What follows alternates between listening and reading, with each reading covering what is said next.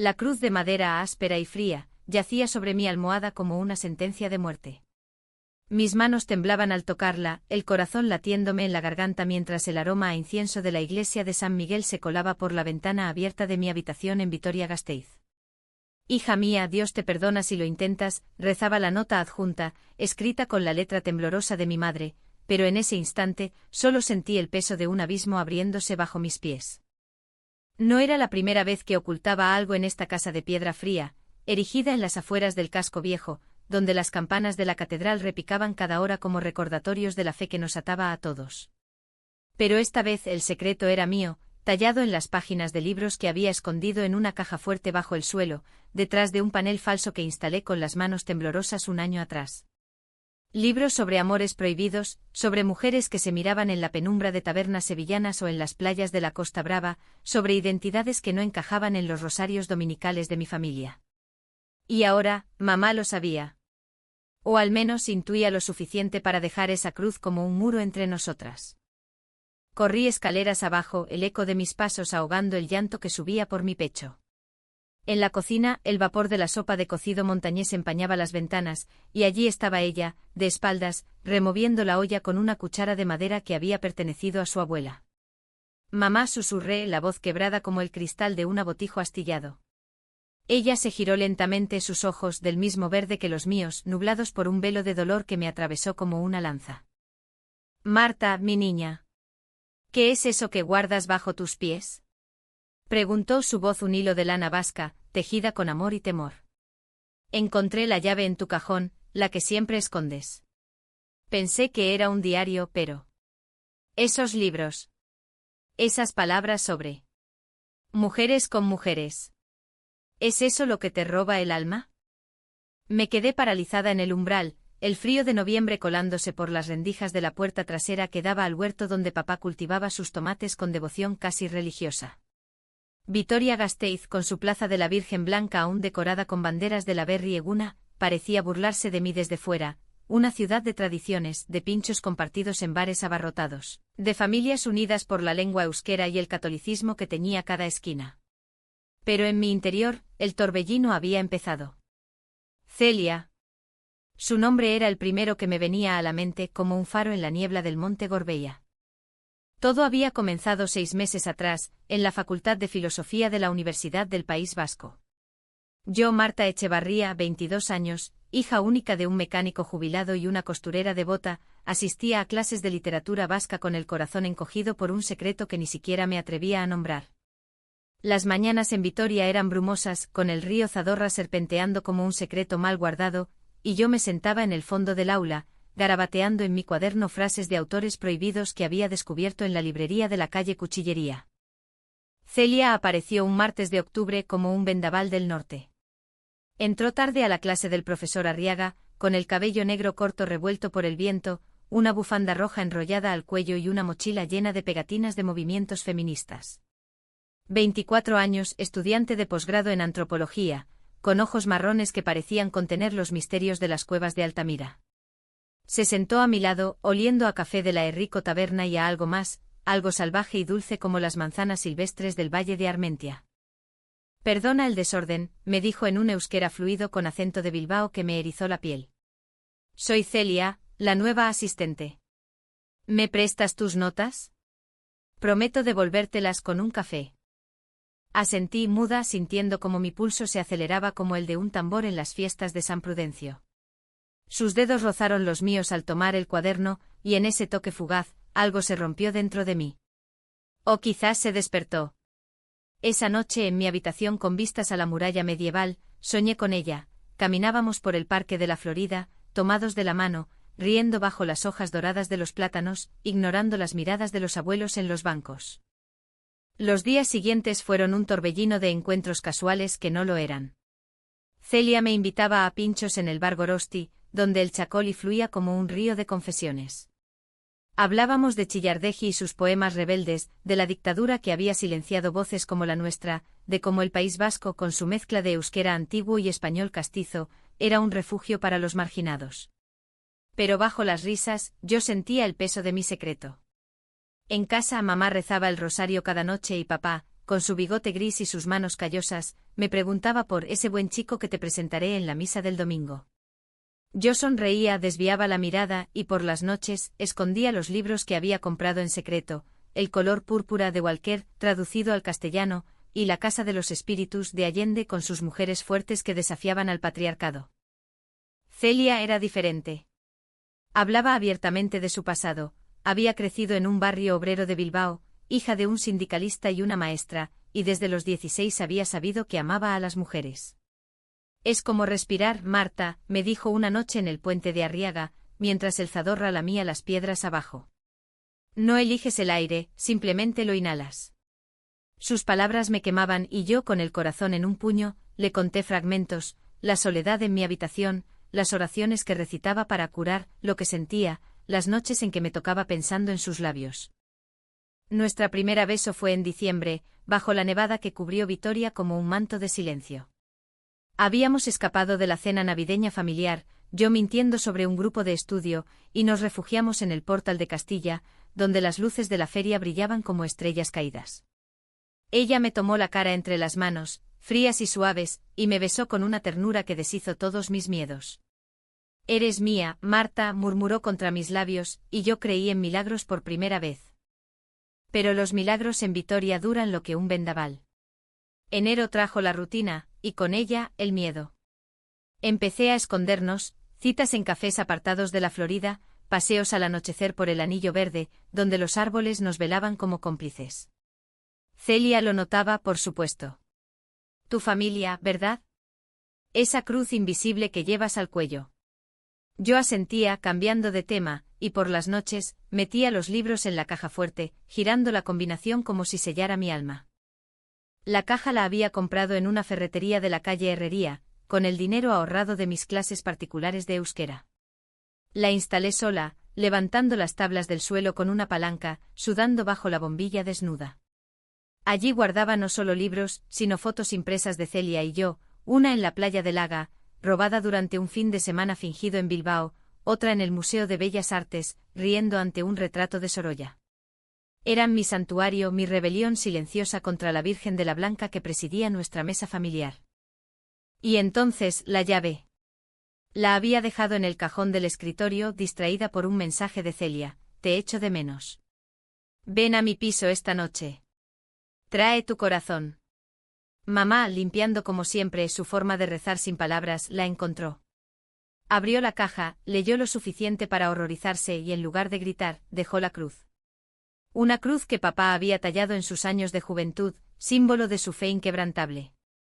Esa noche, después de la confrontación en la cocina, subí a mi habitación y llamé a Celia. Ven, le supliqué, la voz ahogada en sollozos. Ella llegó en 15 minutos, su coche aparcado en la callejuela trasera para no alertar a los vecinos. Entró por la ventana, como una ladrona de corazones, y me encontró acurrucada en la cama, la cruz aún sobre la almohada. Celia. Lo sabe. Todo, sollocé, enterrando la cara en su hombro. Ella olía a lluvia y a libertad, su chaqueta de cuero húmeda contra mi piel. Amor. Dime qué pasó, me arrulló, acariciando mi cabello como si yo fuera una niña perdida en la romería de la Magdalena. Le conté todo, la caja, los libros, la nota de mamá. Ella escuchó en silencio, su mandíbula apretada, y cuando terminé, me besó la frente. Mañana hablaremos con ellos. Juntos. No puedes esconderte para siempre, Marta. Esto es tu vida, no un pecado. Pero yo sabía que en Vitoria, las vidas como la nuestra eran pecados para muchos. La ciudad, con su orgullo vasco y su devoción católica, toleraba lo nuevo, el orgullo en la Plaza Nueva, las banderas arcoíris en las balconadas, pero en las casas como la mía, las cruces pesaban más que las leyes. Al día siguiente el sol de invierno entraba tímido por las persianas cuando mamá me llamó a la sala. Papá estaba allí sentado en su sillón orejero, el periódico El Correo abierto en una página de sucesos locales.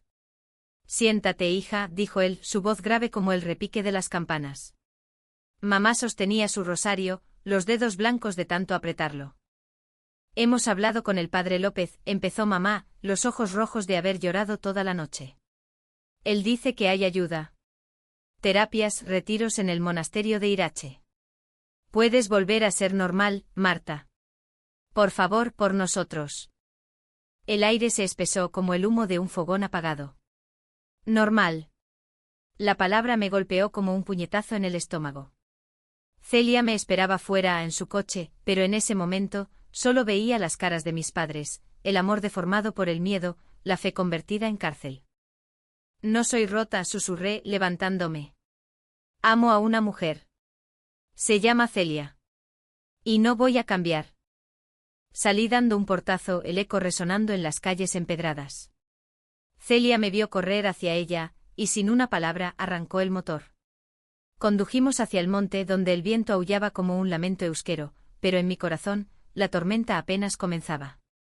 El monte Ullibarri era un refugio traicionero en invierno, pinos negros recortados contra un cielo plomizo, senderos embarrados que se enredaban como mis pensamientos. Celia conducía en silencio, su mano derecha sobre mi rodilla, un ancla en el caos. Aparcamos cerca del embalse donde el agua quieta reflejaba las nubes como un espejo roto, y bajamos a caminar. El frío mordía mis mejillas, pero su presencia lo atenuaba todo. Háblame de ellos, dijo al fin, deteniéndose junto a un roble centenario. Tu familia. No todo puede ser cruces y rosarios. Suspiré apoyándome en el tronco rugoso. Papá creció en un pueblo de Álava, durante el franquismo. Aprendió a reparar tractores para no ir a la mili, y su fe fue su escudo. Mamá. Ella perdió a su hermana en un accidente en la ruta del vino, y desde entonces, reza como si Dios le debiera respuestas. Celia asintió, sus ojos fijos en el horizonte. Y yo soy su milagro, la hija que sobrevive. No pueden entender que mi amor sea por ti, no por un hombre imaginario. Ella me atrajo hacia sí, su abrazo cálido contra el viento. En mi casa era igual al principio. Mi madre pensó que era una fase, influida por las manifas del 8M. Pero el amor no se negocia, Marta. Es como el euskera, lo sientes en las entrañas aunque te lo prohíban. Besó mi sien y por un momento creí que podíamos huir, a Bilbao, a San Sebastián, a cualquier rincón de Euskal Herria donde las olas del Cantábrico borraran las cruces. Pero la realidad nos alcanzó esa misma tarde. Mi teléfono vibró con un mensaje de mi prima Itziar. Marta, ¿qué pasa? Mamá llamó a tías llorando. Dicen que estás poseída o algo. ¿Es verdad lo de esa chica? Itziar, con quien había compartido confidencias en las fiestas de la blusa de la Virgen Blanca, ahora era un puente roto. Respondí con frialdad, es mi vida. No te metas. Pero el daño estaba hecho, el chisme se extendía como el humo de una choco en llamas. Regresamos a Vitoria al anochecer, las luces de la ciudad parpadeando como ojos acusadores. Celia me dejó en la puerta de su piso en el barrio de Lovaina, un ático modesto con vistas al ayuntamiento. Quédate conmigo esta noche, suplicó, pero negué con la cabeza. Necesito tiempo. ¿Para explicárselo a ellos, o para irme? Sus ojos se nublaron, pero me dejó ir, con un beso que sabía a despedida. En casa, el silencio era un verdugo. Mamá había preparado mi plato favorito, marmitaco de bonito, pero nadie comió. Papá se encerró en su taller, martillando metal como si pudiera forjar mi curación. Yo subí a mi habitación, saqué la caja fuerte y quemé una foto, no de Celia, sino de la familia en la romería de Samá, sonrisas forzadas bajo el sol de agosto. El humo se coló por la chimenea, un sacrificio pagano en una casa cristiana. Los días siguientes fueron un limbo. Asistía a clases como un fantasma, evitando los pasillos donde Celia enseñaba seminarios sobre identidades queer en la cultura vasca. Ella me mandaba mensajes, poemas de Gabriel Aresti, fragmentos de Fresa y Chocolate, que me hacían llorar en el baño de la facultad. No te rindas, ama. Somos más fuertes que sus miedos. Pero el peso crecía. Amigos comunes como John, el poeta de mi clase, empezaban a cuchichear, ¿es verdad que Marta está con una tía? ¡Qué desperdicio con lo guapa que es! La primera grieta real llegó una semana después en la taberna del mercado de abastos. Había ido a comprar pan para mamá, un gesto de tregua cuando oí mi nombre. Dos mujeres de la parroquia, vecinas de toda la vida, hablaban en voz baja, pobre familia Echevarría. La niña se ha metido en vicios de ciudad. El padre López dice que es el demonio de Madrid, trayendo esas ideas. Mi cesta cayó al suelo, huevos rompiéndose como mis ilusiones. Corrí a casa, lágrimas cegándome, y encontré a mamá arrodillada en la sala, rezando por mi alma. Mamá, para, grité cayendo de rodillas frente a ella. No estoy enferma. Amo a Celia. Es real, es puro. ¿Por qué no puedes verlo? Ella levantó la vista, el rosario colgando como una soga. Porque te quiero, hija. Y el amor de Dios es el único que salva. Esos libros. Los quemé. No los necesitas. El mundo se detuvo. Mis libros, mis aliados mudos, reducidos a cenizas en el fogón del patio. Sentí una rabia ciega, un fuego que me consumía. Eres como la Inquisición, le espeté palabras que herían como dagas. Prefieres un cadáver de hija a una viva y libre. Salí esa noche directo a los brazos de Celia. Su piso era un oasis, pósters de oyuca en las paredes, una guitarra apoyada en la esquina, el aroma a guiso de alubias que cocinaba mientras estudiaba. Me derrumbé en su sofá, contándole todo entre hipos. Ella no dijo nada al principio, solo me envolvió en una manta tejida a mano, de lana de oveja lacha, y preparó chacoli caliente con miel. Llora lo que necesites, pero mañana luchamos. Llevaremos esto a la luz. Decidimos confrontar a mi familia juntas. Invitamos a papá y mamá a un café en la Plaza del Machete, neutral como las espadas de sus nombres. Era un sábado de mercado con vendedores gritando ofertas de quesos idiazabal y chacolis jóvenes. Celia llegó puntual, radiante en un vestido rojo que realzaba su piel clara, el cabello peinado con gracia. Yo, vestida de negro como luto por mi antigua vida, temblaba a su lado. Ellos llegaron juntos, mamá con un pañuelo en la cabeza como las beatas de antaño, papá con su bastón de paseo. Nos sentamos en una mesa apartada, el bullicio como barrera. Gracias por venir, empezó Celia, su voz firme pero cálida, extendiendo la mano. Mamá la ignoró, papá la tomó brevemente murmurando un buenas. Mira, os queremos, dijo Celia, dirigiéndose a ellos como a iguales. Marta y yo nos amamos. No es un capricho, no es pecado. Es como el amor que os tenéis vosotros, pero nuestro. En Euskal Herria, hemos luchado por la libertad, por el euskera, por la tierra. ¿Por qué no por esto? Papá carraspeó mirando su taza de café solo. La fe no es lucha, niña. Es entrega. Mamá intervino, voz trémula, leí en esos libros. Cosas contra natura. Marta, piénsalo. Hay un chico en la parroquia, Andoni, buen católico. ¿Podrías? No, corté la mano de Celia apretando la mía bajo la mesa. No quiero un Andoni. Quiero a Celia. Y si no lo aceptáis, me iré. El silencio cayó como nieve pesada. Mamá sollozó cubriéndose la cara, papá se levantó, dejando unas monedas. Ora por ella, mujer. Y tú, Marta, recuerda de dónde vienes. Se fueron dejando un vacío que el viento de la plaza no podía llenar. Esa noche en la cama de Celia, entre sábanas que olían a lavanda de los campos de Álava, lloramos juntas. Lo siento, murmuré contra su cuello. Ella me acunó, no lo sientas. Es el precio de ser nosotras. Pero en el fondo una semilla de duda germinaba. ¿Cuánto tiempo podría resistir sin mi familia? ¿Y si Celia se cansaba de ser el segundo plato en mi vida? La traición llegó sutil, como la niebla matutina de Vitoria. 2 semanas después, durante una clase magistral sobre feminismo en la literatura vasca, John, mi amigo de siempre, se levantó y gritó: ¿Cómo puedes enseñar esto, Celia, si corrompes a Marta? La estás arrastrando al infierno. El aula se congeló, murmullos como serpientes. Celia palideció pero respondió con dignidad: el infierno es el silencio, John. Y el amor no corrompe, libera. Pero el daño estaba hecho. Resultó que Itziar, mi prima, había hablado con John en una fiesta por preocupación. El chisme había mutado en veneno, y ahora, miradas acusadoras nos seguían por los pasillos. Celia, herida en su orgullo profesional, empezó a distanciarse. Necesito espacio, Marta. Esto nos está destruyendo. El abismo se abría más. Una noche sola en mi habitación, había vuelto a casa por lástima a mamá, encontré una carta bajo la puerta. De papá, hija, el padre López ofrece un retiro.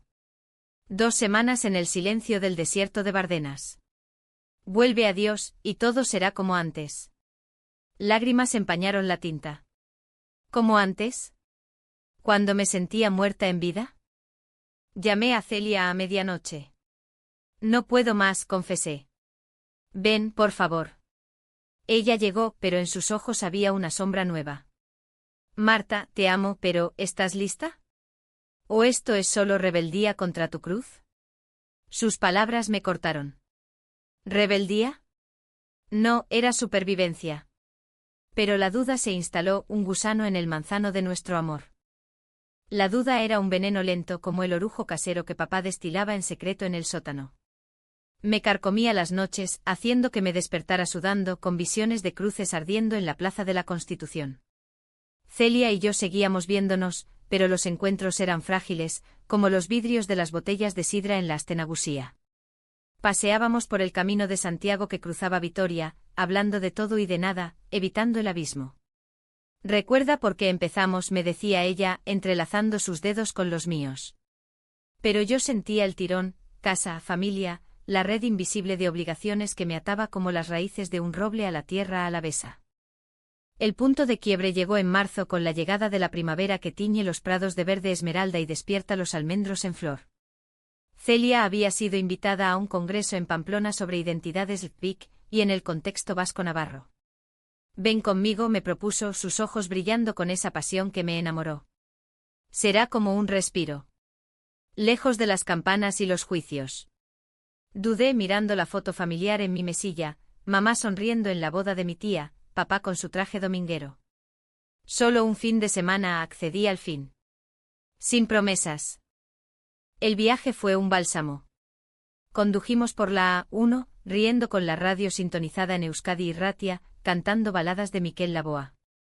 En Pamplona, la ciudad de toros y encierros, nos hospedamos en un hostal discreto cerca de la ciudadela, con vistas al río Arga que murmuraba promesas de libertad. El congreso era un torbellino de voces, activistas contando historias de exilios internos durante el franquismo, poetas recitando versos sobre amores clandestinos en las tabernas de la judería. Celia brillaba en el podio, su ponencia sobre el amor queer en la literatura de María Sunlanda ovacionada con aplausos que me hinchaban el pecho de orgullo. Esa noche en la cena posterior en un restaurante de la calle San Nicolás, bebimos vino de Navarra y bailamos un aurrescu improvisado al son de Chistularis. Eres mi musa, Marta, me susurró Celia al oído, su aliento cálido contra mi oreja. Nos besamos en un callejón empedrado, bajo la luna que iluminaba las murallas como un guardián benigno. Por primera vez me sentí completa, no la hija rebelde, no la amante culpable, sino simplemente yo. Pero los idilios en España duran lo que un siroco. Al volver a Vitoria, el lunes lluvioso, encontré la casa en conmoción. Mamá estaba en la cama, pálida como un sudario, con el doctor del centro de salud a su lado. Un ataque de ansiedad, explicó él, ajustándose las gafas. Tu madre leyó un artículo en el periódico sobre esas cosas. Se alteró. Papá me miró desde la puerta, ojos inyectados en sangre. Le dijiste que no irías, Marta. Pero te fuiste con ella. ¿Qué hemos hecho mal para que nos traiciones así? La culpa me aplastó como una losa de la catedral. No es traición, papá. Es mi verdad. Pero mis palabras sonaban huecas, y esa noche sola en mi habitación, saqué el teléfono y bloqueé a Celia temporalmente. Necesito espacio, le escribí antes de apagar el aparato. Para arreglar esto en casa. Su respuesta llegó como un eco, no te pierdas a ti misma por ellos, amor. Llámame cuando estés lista. El retiro en Bardenas Reales fue mi rendición temporal. Papá me llevó en su viejo Seat, el desierto semiárido extendiéndose como un mar de arena roja bajo el sol implacable. El monasterio era un oasis austero, celdas blancas, silencio roto solo por el canto de los monjes y el viento que aullaba como almas en pena. El padre López, un hombre enjuto con ojos de halcón, me recibió con una sonrisa paternal. Aquí, Marta, encontrarás paz. Dios no juzga, perdona. Los días se fundieron en rutinas, maitines al alba, meditaciones junto al Bardenas, confesiones en la capilla donde el eco de mis pecados, o lo que ellos llamaban pecados, rebotaba en las bóvedas. Hablé de Celia, de los libros quemados, de la cruz en mi cama. Es confusión, hija, me decía el padre. El mundo moderno te ha enredado. Reza el Ave María, y verás la luz. Rezaba, sí, pero en mi mente veía los ojos de Celia, no a la Virgen. Una semana después, la ruptura llegó por carta. Itziar, mi prima, había hablado con la hermana de Celia en Bilbao, un lazo familiar olvidado. Celia sale con otra, me escribió adjuntando una foto borrosa de un bar en el casco viejo, Celia riendo con una mujer de cabello rubio, mano sobre hombro. Mi mundo se derrumbó. ¿Traición? ¿O solo un consuelo en mi ausencia? Llamé al padre López en pánico, ayúdeme a olvidar. Él asintió, el olvido es gracia divina. Regresé a Vitoria cambiada, o eso creían ellos. Mamá me abrazó en la puerta, lágrimas en las mejillas. Has vuelto, mi niña. Dios te ha tocado. Papá asó cordero para celebrar, y por un tiempo fingí, asistía a misa en San Pedro, charlaba con Andoni el del coro, enterraba los recuerdos de Celia bajo capas de normalidad. Pero por las noches, en la oscuridad, el vacío gritaba. Encontré la caja fuerte intacta, mamá no la había tocado de nuevo, y saqué un libro sobreviviente, El amante lesbiano de Monique Wittig, páginas mañoseadas como un talismán. La verdad estalló en mayo, durante la fiesta de la floración en el Parque de la Florida. Vitoria se vestía de colores, familias picnicando bajo los cerezos en flor, niños correteando con globos. Yo estaba allí con mis padres forzando sonrisas cuando la vi, Celia, caminando por el sendero central, del brazo de esa mujer rubia, Lara, su nombre supe después. No era una cita, era su prima, de visita desde Zaragoza. Pero el pánico me cegó. Corrí hacia ellas gritando traicionera. Me dejaste por esto. El escándalo fue inmediato. Gente se giró, murmullos como avispas. Celia palideció, soltando el brazo de Lara. Marta, ¿qué demonios? Es mi familia. ¿Qué te han hecho? Mis padres llegaron corriendo, mamá tapándose la boca, papá rojo de ira. Basta, Marta. Vuelve a casa ahora. En el caos, Celia me arrastró a un banco apartado, bajo un cerezo que llovía pétalos rosados. Escúchame, suplicó, lágrimas en sus ojos marrones. Te bloqueé porque me dolió tu silencio, pero nunca te traicioné. Lara es sangre, no amor. ¿Y tú? ¿El retiro? Pensé que me habías elegido a ellos. La verdad brotó entonces, el retiro, la carta falsa de Itziar, mi fingimiento. Tenía miedo, confesé sollozando. Miedo de perderlo todo. Ella me abrazó, pétalos pegándose a nuestro cabello como confeti de un juicio final. No pierdes nada amándome. Pero tienes que elegir, Marta. No podemos ser medias verdades en esta ciudad de verdades a medias. Esa noche, armada de coraje, confronté a Itziar en su casa del barrio de Coronación. Fuiste tú, le dije mostrando la foto. Ella se sonrojó bajando la vista. Quería protegerte, prima. Mamá me dijo que era un error. Pero... Lo siento. El miedo nos hace monstruos. La perdoné no por ella, sino por mí. El perdón era la verdadera rebelión. El clímax llegó una semana después, en la cena familiar del domingo. Preparé la mesa con esmero, ensalada de bacalao, vino de Rioja, el mantel bordado por mamá. Tenemos que hablar, anuncié, y llamé a Celia. Ella entró vestida de blanco como una novia vasca, y se sentó frente a ellos. El aire crujía de tensión, como antes de una tormenta en el Gorbea. Mamá, papá, empecé, la voz firme por primera vez. Os amo. Pero no podéis amarme a medias. Celia es mi vida. Estos libros, saqué uno de la caja, patas arriba, de Vázquez Montalbán, sobre revoluciones personales, no son veneno, son alas. En España, hemos derribado dictaduras. ¿Por qué no miedos? Papá se levantó furioso. Esto es una blasfemia. Sal de mi casa. Pero mamá sorprendentemente lo detuvo. Espera, Javier. Mira sus ojos. Son como los míos cuando te conocí a ti, contra todo. Se volvió hacia Celia, ¿me cuentas de ti? ¿Qué sientes por mi hija? Celia habló entonces con la honestidad de quien ha caminado por fuegos. La amo como al aire que respiro, como a la tierra que nos da el pan. No os la robaré, os la devolveré más fuerte. Papá se sentó derrotado, y por primera vez vi lágrimas en sus ojos. Dame tiempo, murmuró. Dios tarda, pero llega. No fue un final de cuento, las heridas supuran. Papá tardó meses en abrazar a Celia en público, mamá en dejar de rezar por mi curación.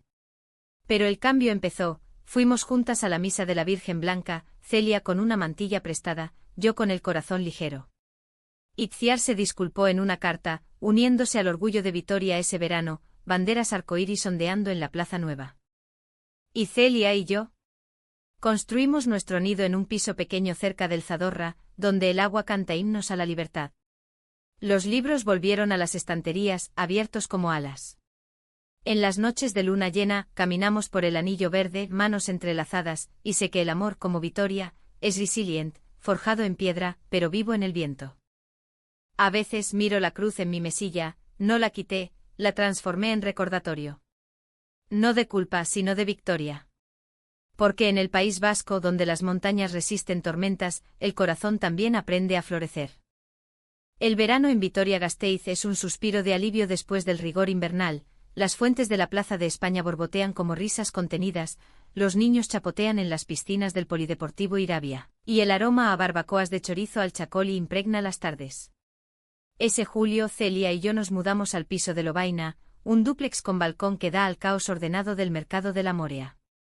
Empaquetar mi vida fue un ritual, la caja fuerte, ahora vacía de secretos, la doné a una asociación de mujeres en Bilbao, los libros, liberados, formaron una torre en nuestra nueva sala, testigos mudos de la batalla ganada.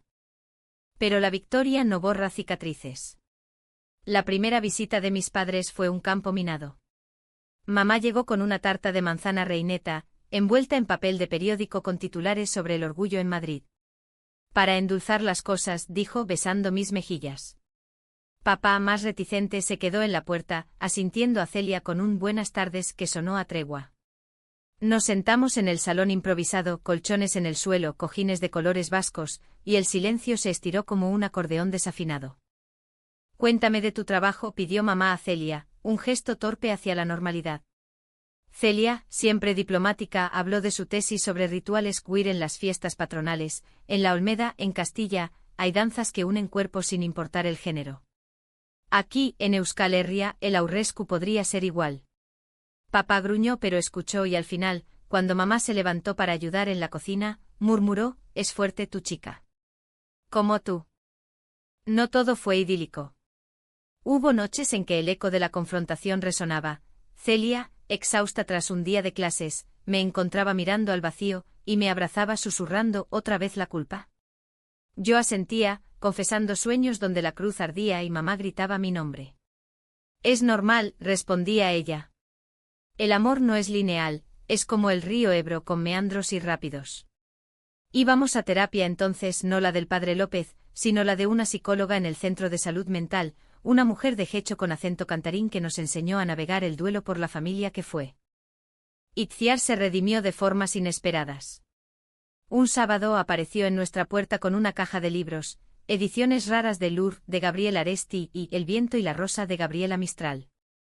Para tu biblioteca, dijo sonrojada. Y voy a un grupo de apoyo. Para familias como la nuestra. La abrazamos y esa tarde las tres, Celia, Itziar y yo paseamos por el Museo de Arriaga, riendo ante las esculturas de Chillida que desafían la gravedad como nosotras desafiábamos las normas. El verdadero clímax, el que me rompió y recompuso, fue en agosto, durante las fiestas de la Virgen Blanca. Vitoria se transforma entonces, blusas blancas, pañuelos rojos, barriles de vino cayendo en cascada desde los balcones de la calle Dato. Celia y yo nos vestimos a la usanza, falda plisada para mí, pantalón chapeldún para ella, y nos unimos a la procesión, el blusa ondeando como una bandera de rendición. Mis padres estaban allí en la plaza, mamá con su mantilla, papá con una chapela nueva. Cuando nos vieron acercarnos tomados de la mano, el mar de gente pareció detenerse. Mamá dio un paso adelante, el rostro surcado de arrugas que el tiempo había tallado con ternura. Hijas, dijo abarcándonos a ambas y nos besó en las frentes. Papá se unió, torpe pero sincero, su mano callosa en mi hombro. Que la Blanca os bendiga, murmuró, y en sus ojos vino la cruz, sino una puerta entreabierta. Bailamos entonces un corro improvisado de Aurrescu con vecinos que aplaudían sin juzgar, o al menos sin mostrarlo. El vino fluyó, las risas ahogaron los últimos ecos de dolor, y por primera vez sentí que Vitoria nos abrazaba a nosotras, no solo a sus tradiciones. Pero la vida, como en las novelas de Unamuno que devoraba en la facultad, no resuelve todo con un abrazo. En septiembre Celia recibió una oferta, un puesto de investigadora en la Universidad de Barcelona, con fondos para estudiar el flamenco queer en Andalucía. Es una oportunidad, me dijo una noche mientras cenábamos pinchos caseros en el balcón, el sol poniéndose sobre las torres de la catedral. Pero no iré sin ti. El dilema me desgarró. Vitoria era mi raíz, mis padres, ahora aliados frágiles, mi suelo. Barcelona, con su Rambla vibrante y sus bares de gracia llenos de amores libres, era un sueño. Pasé días en el Parque de la Florida, sentada bajo el mismo banco donde Celia y yo nos habíamos confesado por primera vez, debatiendo en silencio. ¿Arraigo o alas? ¿Familia o pasión? Llamé a mamá sorprendiéndola, necesito consejo. Ella vino con su rosario en el bolsillo pero sin rezarlo. Sigue tu corazón, Marta. El mío late en ti pero no te ata. Decidí ir. No sin dolor, despedidas en el aeropuerto de Foronda, lágrimas con papá que prometió visitas, promesas de llamadas semanales. Celia y yo volamos juntas, aterrizando en el calor catalán como aves migratorias. Barcelona nos recibió con brazos abiertos, un piso en el Eixample con balcones de hierro forjado y vistas a la Sagrada Familia, esa basílica inacabada, símbolo de todo lo que se construye con tiempo y fe no dogmática. Allí, el amor floreció sin sombras.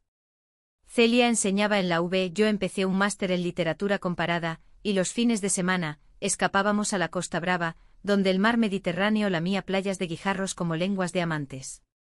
Escribí mi primer cuento, sobre una chica de Vitoria que esconde libros y encuentra una cruz que al final, se convierte en puente. Lo envié a una revista de Bilbao, y lo publicaron, con una dedicatoria, a Celia, mi faro. A mamá y papá, mi raíz. Un año después, volvimos para la boda de Itziar con un chico del coro, irónicamente. Mis padres nos recibieron en casa, la mesa puesta con marmitaco y chacoli. Papá incluso colgó una foto nuestra en la pared, Celia y yo en la playa de Laga, sonriendo al sol. Habéis crecido, dijo, y en su voz no había juicio, solo orgullo. La vida no es un final, es un río que sigue fluyendo. Hay días de duda, cuando el eco de la cruz susurra, o cuando Celia y yo discutimos por tonterías, el desorden de sus libros, mi nostalgia por los pinchos de Gorosti. Pero nos miramos, recordamos el camino recorrido, y nos elegimos de nuevo.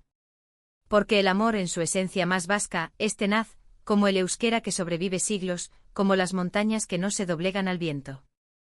Y así en las noches de Barcelona, con el rumor del tráfico como una nana urbana, duermo en sus brazos, sabiendo que la caja fuerte de mi corazón ya no necesita llave. Está abierta, llena de luz.